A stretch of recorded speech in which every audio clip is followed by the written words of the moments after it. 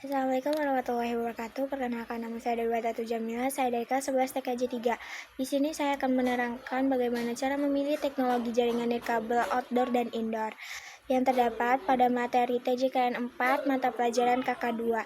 Pertama-tama kita masuk ke pendahuluan. Standar jaringan nirkabel seperti IEEE 802.11 telah menjadi dasar penting dalam pembangunan konektivitas internet yang handal, cepat, dan efisien.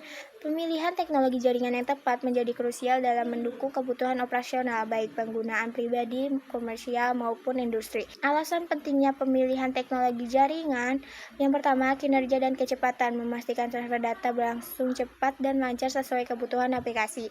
2. Skalabilitas dan fleksibilitas, teknologi harus mampu berkembang seiring bertambahnya perangkat. 3. Keamanan, melindungi jaringan dari ancaman cyber melalui enkripsi dan autentikasi. 4. Keandalan, menjamin koneksi tetap stabil dan minim gangguan. 5. Efisiensi biaya, mengurangi biaya operasional dalam jangka panjang. Teknologi jaringannya pun dibagi menjadi 3, ada kabel, indoor, dan outdoor. Yang pertama, jaringan kabel digunakan untuk koneksi tetap di dalam gedung. Keunggulannya stabil, aman dari gangguan, kecepatan tinggi, namun memiliki kekurangan, tidak fleksibel, sulit dipasang di area luas. Yang kedua, teknologi jaringan indoor. Mereka memiliki 4 macam. Yang pertama, ada Wi-Fi atau 802.11, umum untuk internet rumahan dan kantor. Keunggulannya hemat daya, menghubungkan banyak perangkat, mudah digunakan, dan memiliki kekurangan rentan terhadap interferensi. 2. Bluetooth untuk komunikasi jarak pendek seperti mouse, keyboard, dan handset. Keunggulannya hemat energi dan mudah dipasang, namun memiliki kekurangan, jangkauannya terbatas dan kecepatan rendah. 3. Ada Zigbee untuk IoT dan perangkat pintar.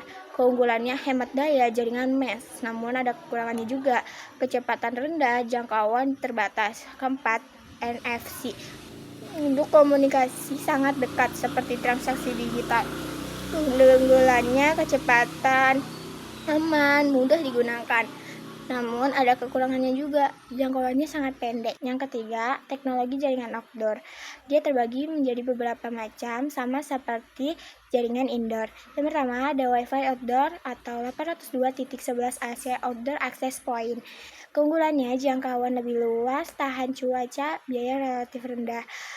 2. WiMAX atau 802.16. Keunggulannya jangkauan hingga beberapa kilometer, kecepatan tinggi, cocok untuk area perkotaan dan perdesaan. 3. Jaringan seluler 5G atau 4G. Keunggulan jangkauan sangat luas, kecepatan tinggi, dan mobilitas tinggi. 4. Jaringan mesh. Keunggulannya skalabilitas tinggi, ideal untuk kampus atau taman. 5. Internet satelit. Keunggulannya dapat menjangkau daerah terpencil atau rural dan memiliki kekurangan latensi tinggi, biaya besar. Ada beberapa faktor-faktor yang mempengaruhi pemilihan teknologi jaringan. Yang pertama, kinerja dan kecepatan disesuaikan dengan kebutuhan aplikasi atau data. 2. Jangkauan dan cakupan, indoor atau outdoor, urban atau rural. 3. Keamanan, perlu enkripsi kuat dan perlindungan data. 4. Skalabilitas, apakah jaringan dapat diperluas dengan mudah? 5. Biaya, termasuk instalasi, pemeliharaan, dan operasional. 6. Lingkungan fisik seperti kondisi lokasi, suhu, kelembapan, dan gangguan elektromagnetik. Dan ada beberapa studi tentang kasus pemilihan teknologi. Pertama, perusahaan komersial.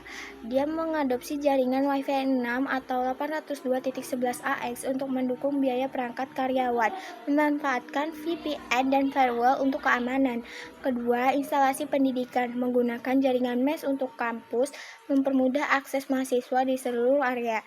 3. Wilayah rural atau terluar, mengandalkan WiMAX atau internet satelit karena tidak tersedia infrastruktur kabel atau seluler. Kesimpulannya, pemilihan teknologi jaringan yang tepat sangat mempengaruhi kinerja, keamanan, dan efisiensi operasional suatu sistem.